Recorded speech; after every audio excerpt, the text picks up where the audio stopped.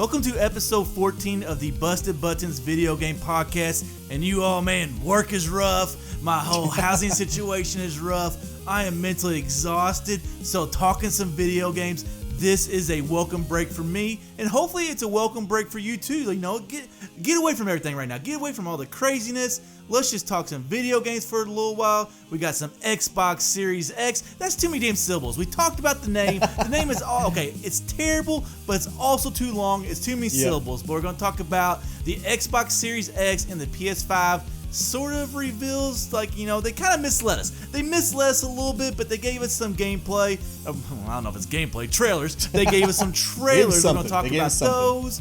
We're going to talk about some of our Xbox and our PS loyalties over the years. Always been Nintendo fans for life, so we don't need to talk about that one. We're going to talk about open world and how sometimes the side quests get you away from the main story, and how sometimes if you're doing too many of those side quests while you're drinking, you might forget about the main story completely. And then we're going to talk about some stealth in video games, something that I used to not be very good at, but these games nowadays they make you do more of it, so we're going to get into that. And then also when you're playing video games, short spurts versus long spurts. What games are you able to accomplish something in 5 minutes? And what kind of games do you have to sit down and you gotta play a little bit longer? We're going to get into all of that. It's going to be a fantastic episode. I need this. I need to get away. I just need to talk some gaming. So Red, let's go ahead. Let's start off. I'm going to actually make you talk more about this whole Xbox and PS5 reveals, because I've actually not even watched the Xbox Series X reveal. I have flipped through the PS5 tech demo, but go ahead, on to you. Kind of what's your whole opinion on the whole thing? Well, all I can say is I think we picked a really exciting time to start doing these podcasts, because we keep getting news about the new upcoming consoles. It seems like every episode we've had something new to talk about, and to me, that's very exciting. We've talked about how much we love the new consoles coming out, so imagine our excitement when Xbox and PlayStation were both like, we're going to give you a little something this week. Xbox said we're going to see, for the first time, Xbox Series X gameplay, and I gotta say, that was some false ass advertising. What we basically got was trailers you would see at E3 is legitimately all we got, was about 20 minutes worth of third-party game trailers with very, very, very, very little actual gameplay. Now, what we did see, some of the games look pretty cool. I will give them credit. Some of these third-party games look original, inventive, imaginative. They look great. But again, don't sit here and tell us you're going to give us gameplay and then give us 20 minutes of trailers and about maybe a minute worth of actual gameplay. But I will say, for the Xbox side of things, there were a few of these third-party games that really stood out to me. Of course, the big showcase was Assassin's Creed Valhalla. It's one of the most popular franchises in the world. It's going to be one of the most anticipated games coming up. It looked beautiful. I like the whole Norse Viking setting. Even though I think in the last 5 years or so it's been done quite a bit, but I still think it's something new for Assassin's Creed, so that should be a lot of fun. Plus the Assassin's Creed games in general, if you like that Ubisoft style open world game, they usually hit the mark. I've enjoyed every one I've played. I know you're enjoying Odyssey. So, I am. A couple of the other ones that really jumped out to me personally, there's one called Bright Memory Infinite, which looks like a bit of a hybrid between a first-person shooter and an action game. So you get the gun combat, but then you also get the up-close melee combat. I thought that looked pretty good. The trailer, or that one actually had a little bit of gameplay, it looked like, and it showed some really cool-looking weather effects that I'm hoping that's what, we're really going to be seeing in these new consoles, And then there was one that looked like you're fighting in a spaceship. It's a game called Chorus. And, back in the day, space combat games used to be very prevalent on PCs. You'd have the X-Wing TIE Fighter series, all that stuff, but you never really got a lot of console space combat games. So just seeing something like that on the Series X kind of got me a little excited. I don't think you really see that many games space-wise at all. That's kind of shocking to me, because, you got your Halos, and then I think, isn't Mass Effect kind of space it is. setting too? So, you got a couple, but you would just kind of think that there'd be more of that, because I think it's a great setting for a game, but at the same time, you do lose some of that landscape and the beauty. Yeah, Halo, you go down to different planets, or Halos, I guess, technically. But you kind of lose a little bit of the landscape. So, but I just thought there'd be more. But go ahead. But yeah, and that's the space combat and things like that we get in like your Halos and your Mass Effects, they're not like ship-to-ship dogfights though. So that's why I thought Chorus kind of stood out a little bit, because it reminds me of like I said, those old X-Wing TIE Fighter Rogue Squadron games even, where you're just up in space, just doing dogfights. So we'll see how that turns out. And then another one that really caught my eye, basically because it looked like Turok the Dinosaur Hunter on steroids, was a game called Second Extinction, which looks like a first-person shooter where you're taking on dinosaurs, which, hey, after the Turok games, and then even after something like Horizon Zero Dawn, where you're fighting robot dinosaurs, I'm like, hey, bring it on. I like the dino combat. So those were the ones that really stood out to me. I know you said you haven't had a chance to look at it, but they're trailers. And to me, the most disappointing part, beyond the fact that we didn't actually see much gameplay, is they came right out and said, we're not going to see exclusives until July. These are all third-party games, which means they're probably going to be, if not guaranteed, Assassin's Creed's definitely going to be on the PlayStation as well. So there was not really anything here that, says, oh my God, this makes me want to buy an Xbox instead of a PlayStation, because all these third-party games are going to be on both. So, well, they'll come around and say we're not going to talk about exclusives until July. Like, kind of like, it would be misleading if you went through the whole, whatever you want to call it, the Xbox. I forgot the name of it was. Live play or something, or first look, I don't remember exactly. Whatever. Just don't come out and say, hey, no exclusives. Like, at least, it might be misleading, but let's have hope. Because that's all I need right now, man, is a little hope. Now, my life's not that bad, but I could use a little bit of just hope and excitement. So just, get me a little excited. Like, if you guys shut me down, you know what? It happens all the time. I can handle it. Now, the thing is with the gameplay trailers, you can make those look good. Gameplay trailers, the way they're put together, obviously they are made to look good, so you want to go out and buy the game. So when you're sitting here like, okay, they're supposed to look awesome, so I don't really think that shows us a lot about what the next gen can do, which, agreed. Kind of up in the air, how much better is it going to be and how much better can we be? And we had this conversation on Discord, and we kind of stepped aside just a tad bit.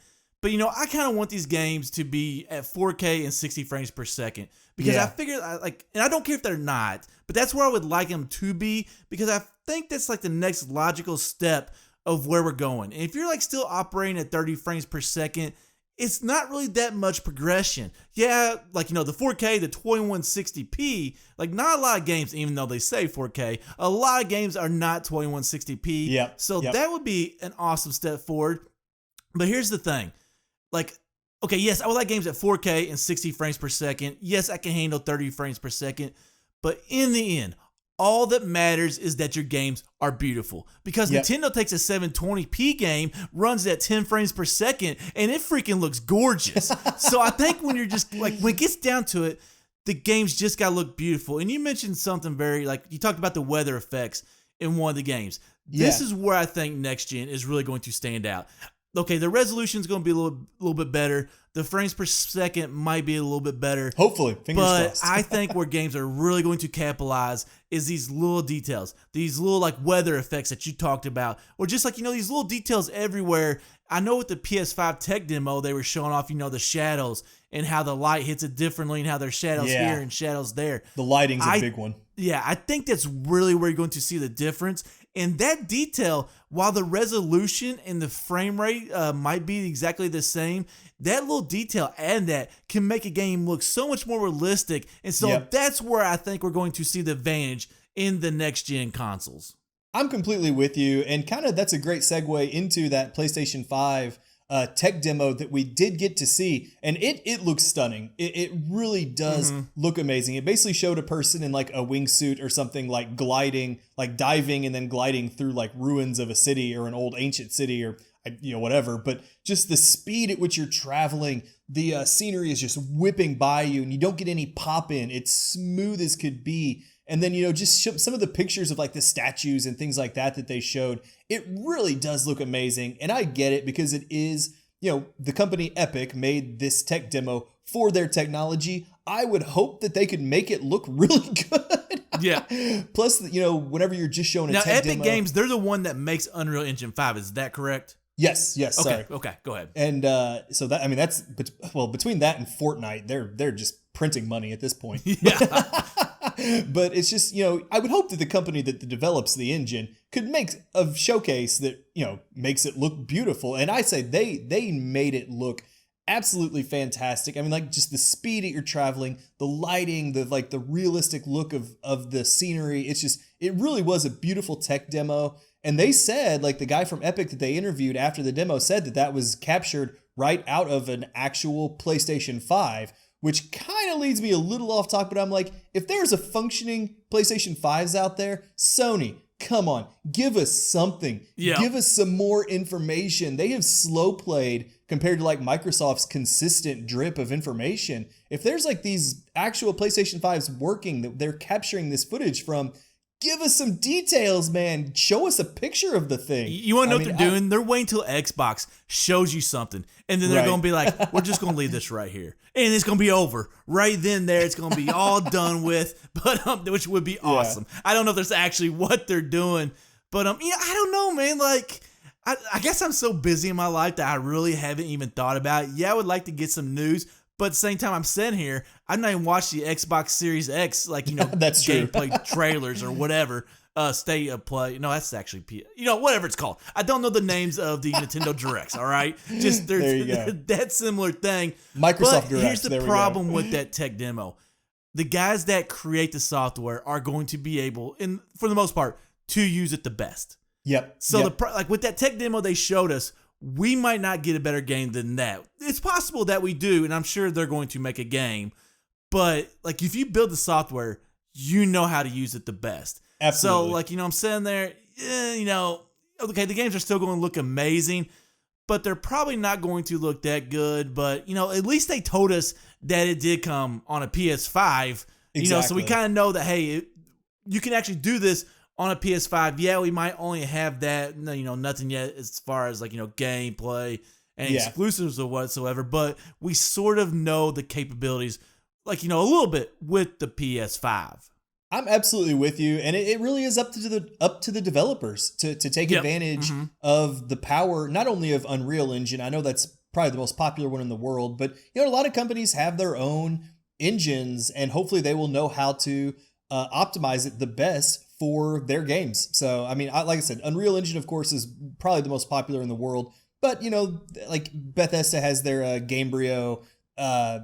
The Horizon Zero Dawn people had their own that Death Stranding used, actually. So there's a few of them out there in the wild. But so as long as the companies take advantage of the tools they have, whether they created them themselves or they're getting them from Epic with Unreal Engine, we've seen what they're capable of now. Come on, developers, just deliver. That's all we ask. So, but same with like the Microsoft side, though. There was no word on exclusives for Sony for the PlayStation 5. They haven't even given it. At least Microsoft said come July, we'll hear something.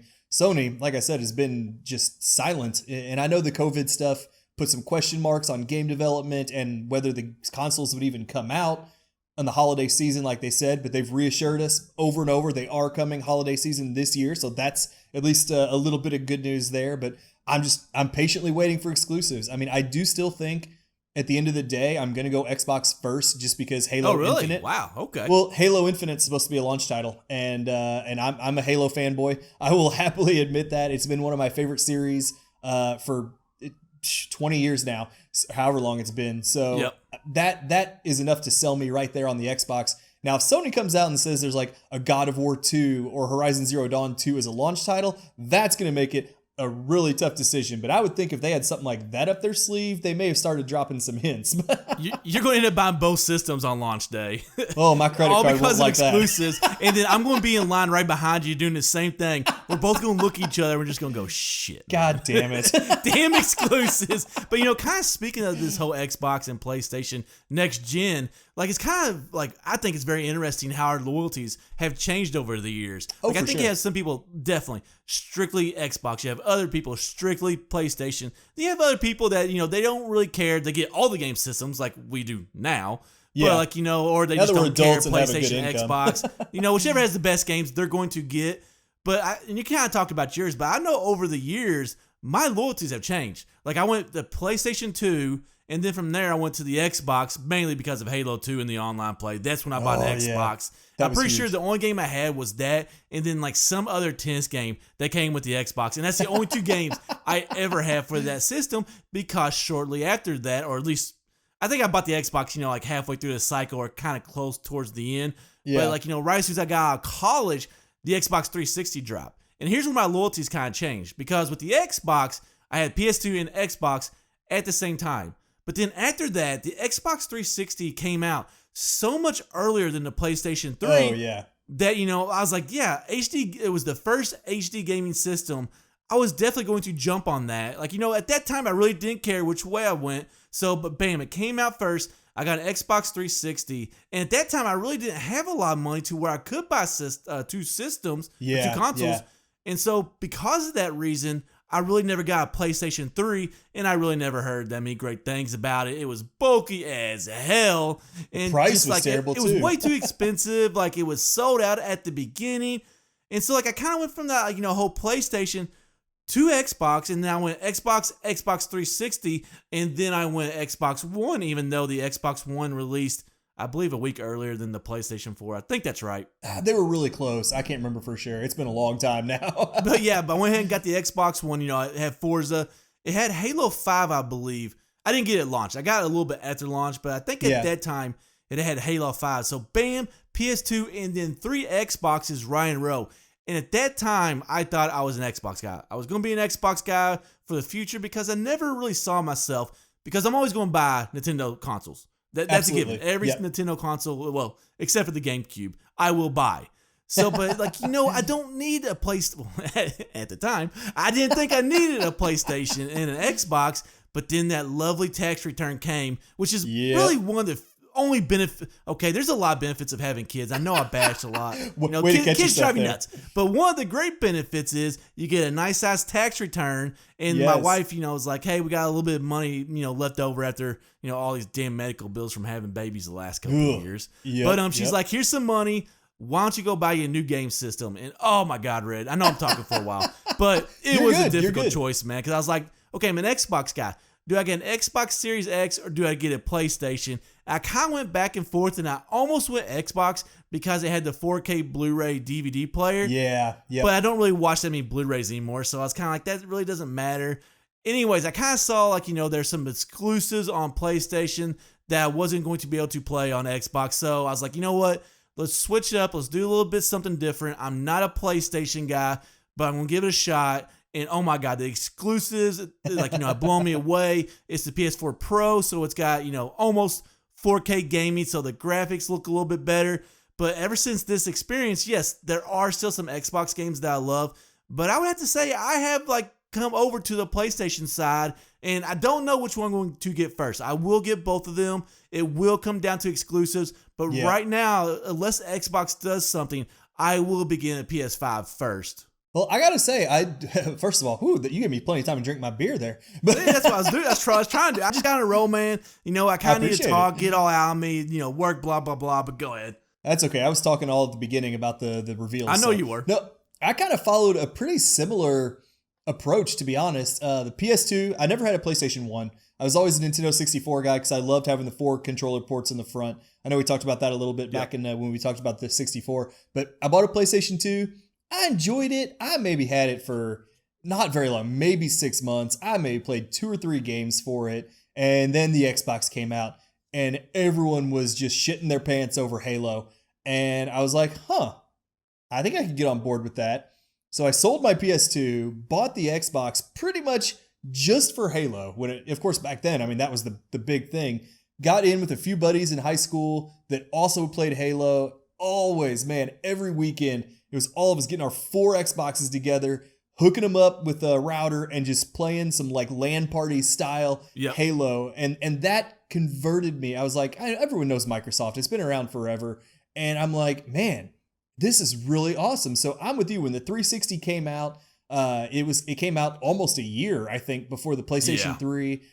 So I got the 360. You had Halo 3 and everything else. And then, I got out of college. And that's when I kind of took a little bit of a detour from you here because I got heavy into PC gaming. Once I got out of college, I'd always kind of dabbled in it. But once I built my own computer. Well, you had the money when you got out of college to do it. Well, exactly. and discovered the awesomeness that is Steam sales to buy these games digitally. I still like when I first got into PC gaming, there was that awesome Ubisoft sale, but I've not really seen any great sales like since then. But I'm really hoping they don't come anytime soon. Oh, I know, right? My backlog can't handle it. So I got into PC gaming for a long time. So by the time I switched back to consoles, I mean, other than Nintendo, like we talked about, we've pretty much had every Nintendo console. I even had the GameCube, but that was literally for 2 games. On the GameCube, I played Twilight Princess and I played Mario Kart. I think the GameCube just fell victim to me, to the PlayStation 2. Bad timing. At that time, the PlayStation 2 had great games, but it was also a DVD player. And going to college, if you can have a 2-in-1 system, that is huge. And when you get this cube that doesn't even play DVDs, for me, it just wasn't worth it. I believe it was my freshman year of college, or sometime around then is when it came out, maybe a little bit earlier. And just for me, it just didn't fit my lifestyle and everything. So that's why I never got it. Yeah. But then I don't know what it was that kind of, and I've stayed loyal to PC gaming since then, of course. But at some point, I don't know, I was probably drunk and craving Halo. Because let's be honest, Halo is what got me into Xbox. It's even though I still prefer first-person shooters on computer, Halo just feels right with an Xbox controller in your hand, because I wish I knew. Well, actually, I don't wish I knew the hours I put into the Halo series with friends. I remember you and me getting together every week for with the Halo 3. So finally, I think I got drunk and got an Xbox One. That's how all good decisions are made, man, between us.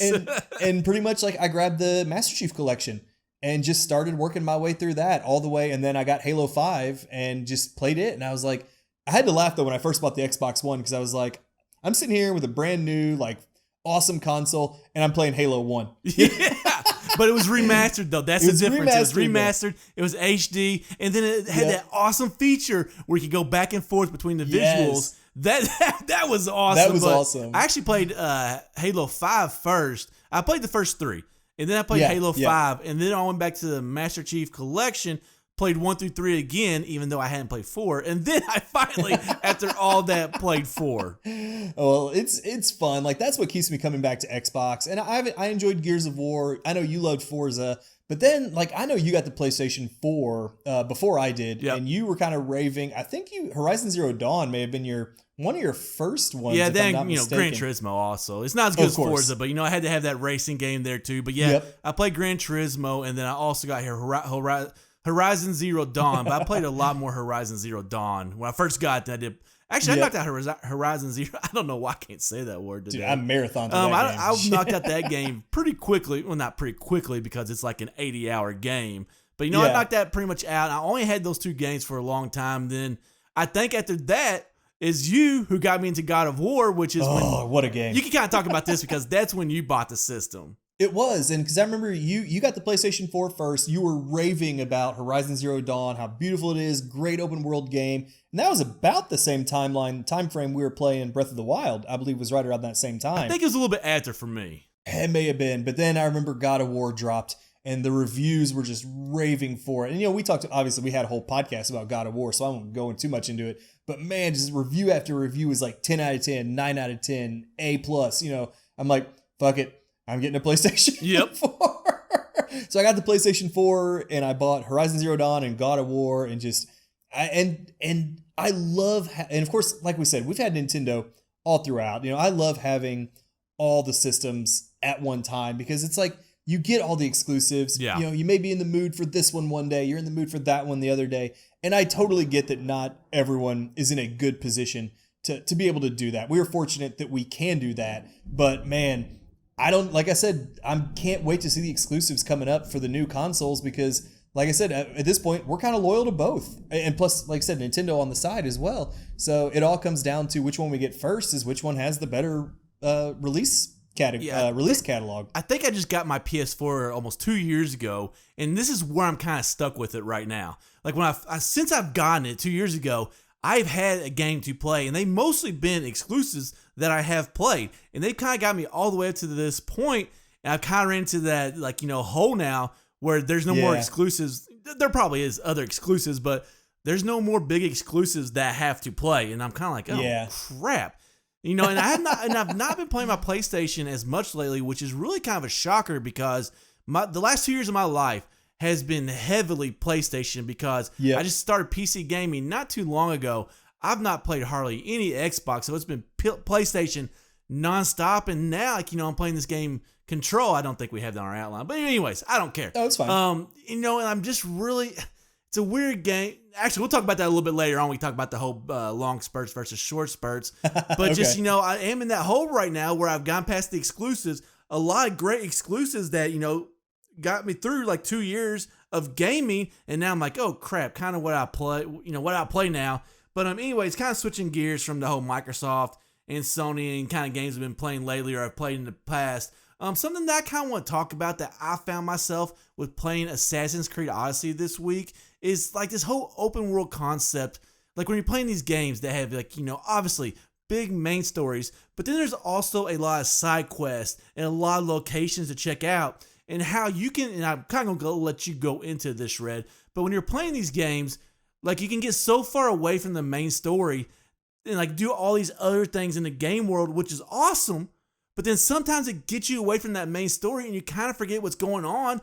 And that does present a little bit of a problem. So is that something that you kind of have an issue with or that you've experienced while gaming?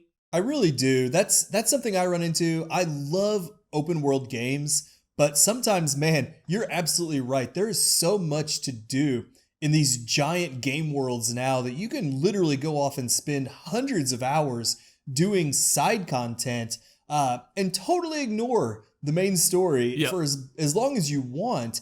And then by the time you finally circle back to it, I know exactly what you mean when you're like, what the hell was I doing? And Death Stranding is one of the worst examples because that is a game where there is a ton of standard deliveries, which I feel are the side quests in that game. And the story is already confusing as hell. So you're sitting there, you've gotten away from it forever, and like you finally get back to it, and you're just like, what in the hell is going on? But I mean, it's kind of like, what's that right balance with these kind of games? Like, because you want to do all these side quests, and like they usually help you level up, get experience points, get weapons, get different armor. So they are valuable, but at the same time, you can get away from the main story for way too long. And a lot of times, the side story that comes along with the side quest really don't relate to the main story. So you don't get those little reminders all throughout. So I mean, it becomes a little bit, I think, a disjointed experience. You don't remember the main story as much, so it definitely, and we really only see this with open world games because they're able to have all this content in them. But, I still love open world games. And I still love going around doing everything. I feel like I have to do it because it levels me up so much. But, like, first of all, I want to ask you, what is the right balance, if there is one? And then two, is there something maybe we can do with these side stories to kind of relate them to the main side story a little bit? Well, I think that we're getting closer to getting the right balance. Games like The Witcher 3, which of course, as you all know, is one of our favorite games ever. It's the best video game ever made, but go ahead. It's fucking up there. And then the new Assassin's Creed games as well. Like, you have just, what do they call them? Points of interest. The question marks on the map where you go.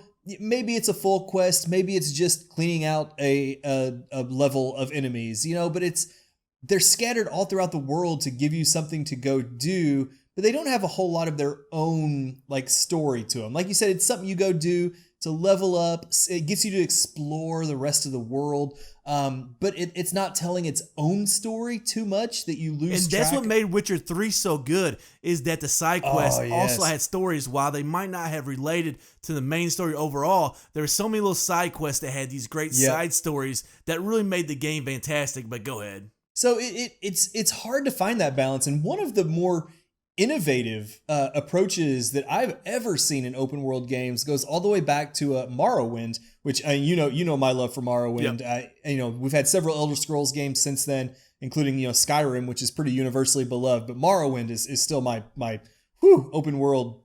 It's good. But in that one, literally as part of the main quest, one of the early characters you meet in the main quest tells you, take some time, go join a guild, go explore, basically quote unquote level up, even though he doesn't use that in game terms, but he says, go get some experience, explore the island. Like, and he says that is your quest, is to just go fuck around for a while. And I think that was such an innovative way to do it that I've not really seen repeated, because nowadays, even open world games, the plot always feels so urgent that you get that. And I know I'm kind of going off on a little bit of a tangent, but this, you're doing all this exploring and side quests at the same time. You've got the main story telling you, oh, the world's going to end in a week or whatever. And it's a hard, it's a weird disconnect between a beautiful. No, I'm going to spend 100 hours going around doing side quests, even though the world's going to end. Exactly. So I really liked how Morrowind handled that. They're like, yes, this is coming, but we don't know when. It's all just rumors right now. So go do all this other stuff. But it's hard to get. The problem there is you don't have the sense of urgency when you do the main quest. Which I know with open world games, maybe the sense of urgency isn't what you want. I mean, Breath of the Wild is the perfect example of that. That game was built just to wander and explore, and the main quest itself was like, yeah, you can go free these 4 divine beasts if you want, or you can just go fight Ganon. Whatever, it's all good. But even then, they're saying, that Ganon or Calamity Ganon's going to escape Zelda's powers and escape. So you still feel that there's some urgency there. So why am I spending 500 hours wandering around Hyrule? Yeah, collecting Korok seeds. Collecting 900 Korok seeds when Ganon's about to get free. Yeah, so I really don't know what the right balance is. I think Witcher 3 did a great job with it. Like you said, the side stories tied in to the overall bigger story. Plus, at the end of the day, your character is a Witcher. A lot of those side quests were taking Witcher contracts and going and slaying monsters. It made sense. And the whole time he's just doing an investigation. He's hunting to try to find clues of where Ciri ended up. So I think Witcher 3 handled it about as well as any game has to date. But I will say, even if you get that disconnect between the side quests that, maybe ruins the urgency of the main story, or makes you forget, like how we even started this conversation, makes you forget about the main story entirely, they fill out the world so well. Like the lore and the backstory of the world, it makes the worlds feel so much more alive when you're like, okay, yes, I'm on this important world-saving mission. Everyone else in this world has their own lives that they're dealing with and that they're going through and they need help with. So I really love how side quests help fill out these open world games. And I think that's, Breath of the Wild, I think that's an area they could really improve on. I like the way the Assassin's Creed games have been doing it lately. You have the side quests, but you also have the, like I said, the points of interest. Witcher 3 did a similar thing. It's just, I'm a big fan of that approach. And to me, it makes the big open world feel more alive than if you just had the straight up, main story. That's it. You're done. What's the point of having an open world? I know that Assassin's Creed Odyssey and The Witcher 3, like the way those lay out with points of interest, having question marks, and then what you find at those question marks, they're very similar. So Odyssey has a little bit of that Witcher feel, which I absolutely love that part of it. Oh, yeah. But I think when we're talking about this, I think you have to keep the story like very simple. Like, okay, Witcher 3, like, yes, the main story was fantastic. And there was a lot to it, but it was still simple. Like he said, he was just trying to find Ciri, and then Yennefer was along for the ride. She did a lot of good things. I don't remember the whole story. She was along for all kinds of rides. And then you had the wild hunt. And so, the story, it was complex but simple at the same time. I don't know how much sense that makes since they're like antonyms, but you got to keep the story very simple. Like there's just 2 or 3 things that are going on, and then you can really go into detail on those 2 or 3 things. But kind of staying here with open world games, one thing that I know I want to talk about, and I'm actually going to skip a point on the outline, Red, so you kind of know what's going on. That's all right. Like lately, you've all heard me talk about work and all my, I'm moving into a new house very soon. So doing all that during my busy season was, you can't always plan things in the way they're going to work out. As I've had 2 kids that have been accidents. But that's where we're at right now. There's a lot going on in my life. And so when it comes to video gaming right now, I don't have a lot of time to play. It's usually, I might get an hour here, an hour there, but it's more of short spurts. Like I just had these little 5 or 10 minute spurts that I can play games. And you really start to learn what kind of games are great for that and what kind of games aren't great for that. Like you would think open world game, do you want, what, Red, you go ahead and kind of take over and kind of talk about what you want to say on it. Well, no, you're absolutely right. I mean, in this we're adults. We have other stuff going on in our lives than video games. Sometimes you just want to jump in, knock something out real quick, and then, that's all you have time for. And you were starting to hit on it there. It sounds counterintuitive, but open world games really are great for that. You would think, open world, I need to spend a couple hours wandering to see what's over there. But no, the way games like the Assassin's Creeds, the Witcher 3s are set up, you could jump in, go spot 2 or 3 points of interest in no time, go knock them out in 15, like I said, 10, 15 minutes, whatever. And then, save your game and get back out and feel like you still accomplished something. You got some loot, you got some experience, whatever. And it seems so counterintuitive because these open world games are the ones that you dump 100, 200 or more hours into, but they also now are really doing a great job of making it where you can jump in, get something done in no time, and then jump back out, and you'll totally fine with it. Another genre that's and great you also kind of go along with that. Go ahead. You also get that beautiful landscape, so that's why it's a great escape. Like me, I'm pretty stressed out right now. But you're right. In open world games, you can go these points of interest and do like these quick accomplishments. But at the same time, you get that awesome open world, which also serves as an escape. But go ahead. No, I was also going to say a genre that we both like in kind of a couple different ways, like the racing games. I know you love your Forzas. I still love Mario Kart. Well, I love Mario Kart too, but go ahead. Absolutely. So it's like jump in, knock out a circuit in Mario Kart. It's 4 races. You can do it in 15 minutes or less. Like, I'm still trying to get my 3 stars on every circuit on 150cc. Yeah. It's great for just picking up when you got a few minutes to kill. Forza, jump in, do a race. It's great. Exactly. And like I said, with our hectic adult lives now, and even kids have the same issue. You got school, you got homework, you might have a job if you're a teenager. Like, you're in the same boat. Yeah. It's great to be able to jump in, knock something out real quick and jump back out. But the more linear and story-driven games seem like they're a little bit of the opposite. And earlier in the podcast, you started talking about Control, so I think I'm going to tag you back in and let you kind of handle this one. Well, with Control, like you said, linear games, I really feel like you have to sit down and put 30 minutes into those. Like if you just kind of go a little bit on, it's not the map, but if you just go like a little bit throughout the game, kind of talking about the open world becoming disjointed. If you play a linear game like that, even though it may only be 10 hours, if you're just playing in 10 or 15 minute spurts, the story and the overall experience becomes very disjointed. And I think that's the reason why I've not been playing Control as much, because I just don't have the time right now. Hopefully in a month I will have more time. But I've been playing a lot of Forza because bam, I can jump in, do a race real quick. Open world games, I can hit a point of interest. But with Control, I don't know what the fuck is going on, so I feel like I gotta sit down and try to figure out the story, and kind of off topic a little bit. But the other day, when you were telling me, I've been getting these this correspondence that kind of tells you more about what's going on in the game. Yeah. Okay, when I start a game and there's 100 pieces of correspondence, I eventually hit my point on reading stuff. I'm trying to get better at reading stuff in games, but I hit my point. I just want to play the games, and so that whole correspondence crap with Control, there's too much of it. Get rid of some of it. But anyways, like I said, kind of going back to what I just said, Control, it's been very hard for me to get into because I just don't have that 30 minutes, right? With kids, I rarely have. I usually have to let them go down before I can get an hour straight of gaming in. But right now, I'm spending that doing Assassin's Creed Odyssey. And so Control's just kind of taking a backside, which is sad because, man, I love my PlayStation 4. Like I said, the last 2 years, I've been playing it almost nonstop.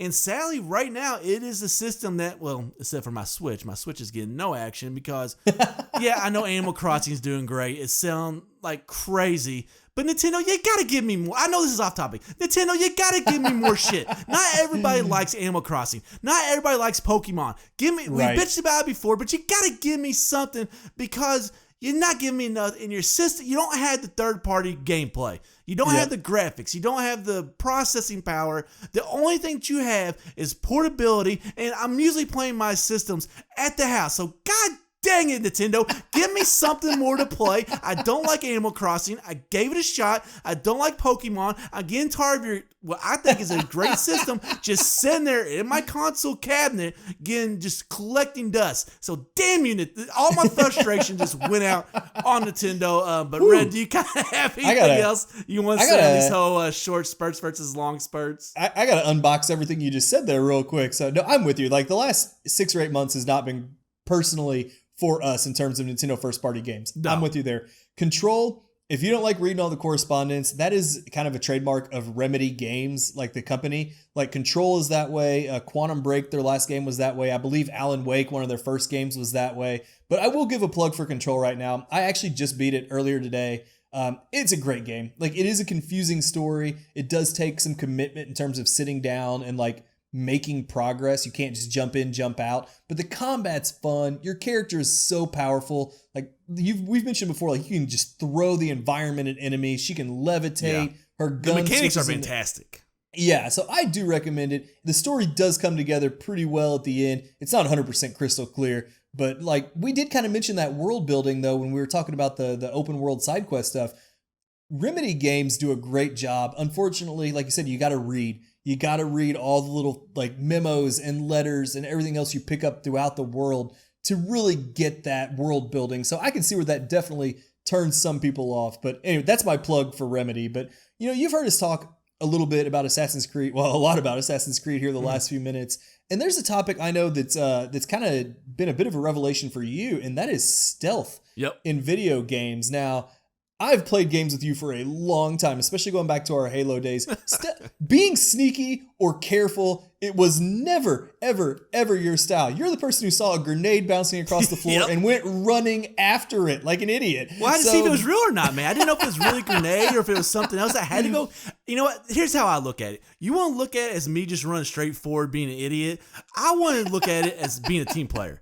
I went up. I wanted to check out the situation. Let me go look at it. Let me be the what's it called? The bomb dispose. The people that dispose bombs. Diffuser, bomb diffuser. Yeah, bomb diffuser. I was the bomb diffuser, even though it was a grenade. I went up. Team, sit back. Let me go up. I'll check it out because I can't kill anybody anyway. So just let me die and like let you all stay back and not get killed. So you can talk about not using stealth, running forward, hitting grenades. I was just trying to be a team player, and I was trying to do what was best for the team. Now, you can say that I appreciate your valor. But you did mention recently, and I think it's kind of come from playing Assassin's Creed, you felt yourself getting a little better at this whole stealth and sneakier aspects in games, haven't you? Yeah, well, with Halo, I did get good at stealth when I had the camouflage. I mean, I was very good then. But, no, like, you are right. Like, I've always been a charge first, like, attack and think about things later. That's just how I played.